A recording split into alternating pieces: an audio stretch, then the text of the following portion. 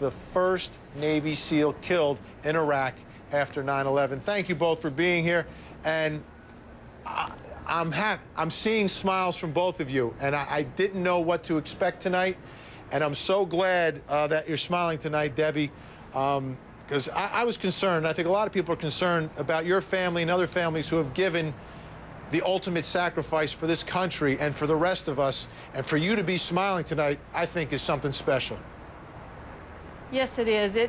I was so excited when I heard, and I felt like justice had been served. We sent a message to the terrorists saying, we will hunt you, we will find you, and we will bring you to justice. My son willingly sacrificed his life. He stood up in the direct line of fire 3 times the day he gave his life on purpose to defend his buddies. I've been over to Iraq twice. I saw the area. He could have stayed below the wall. He could have been safe. He could have waited for backup. But that young man willingly gave his life defending his buddies and defending us.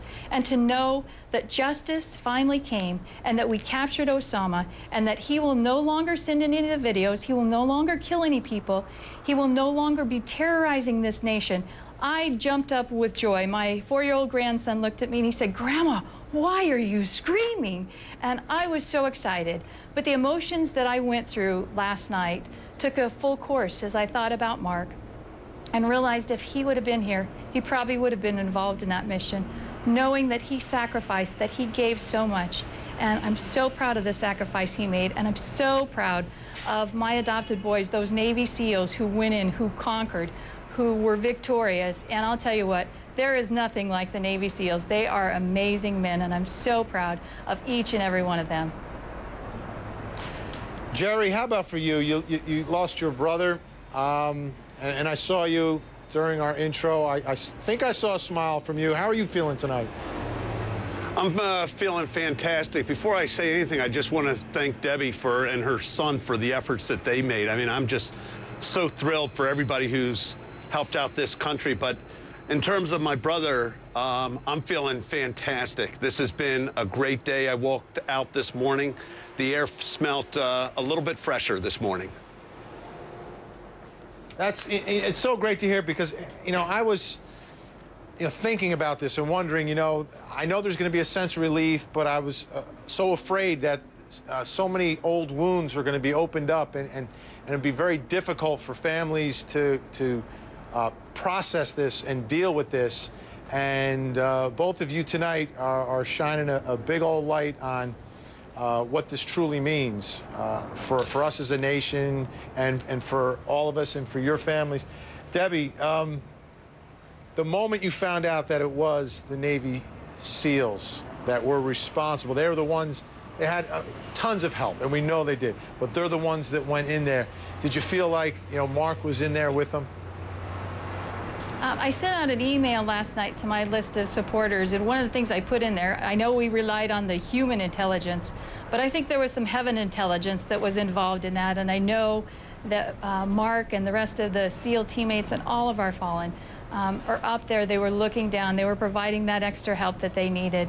And I know that even though he wasn't there on the ground, he was part of that mission.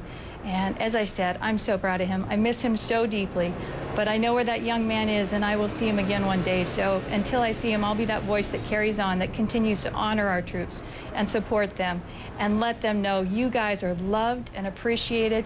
You're not forgotten, and there isn't anything I wouldn't do for our men and women who serve in the military. And I'm so blessed to be part of the Naval Special Warfare community. Those are my true heroes. God bless each one of you. Jerry and Debbie mentioned something, people, and I think we as a society, we get caught up in the day-to-day, and, people say never forget, but I think there are times where sometimes people forget. But for the families that are directly touched, it's there every single day.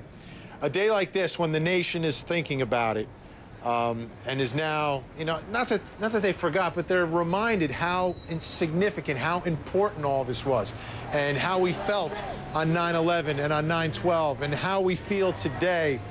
How do we, as a nation, Jerry, how do we all keep this feeling alive so we never, ever forget? I think that what we need to do is, I think we need to remain diligent. we need to pay attention to what's going on in the world and what's going on around us. And every now and then we need to think about the children that no longer have their parents. On 9/11, my nieces were not quite 1 and not quite 3.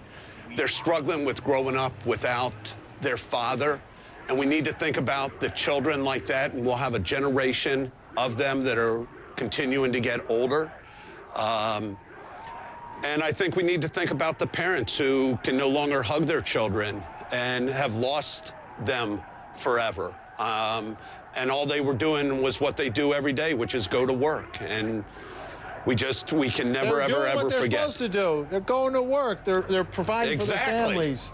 Debbie and Jerry, thank you so much. God bless your families, and thank you so much for being here on this day of celebration. The news of bin Laden's death spread like wildfire.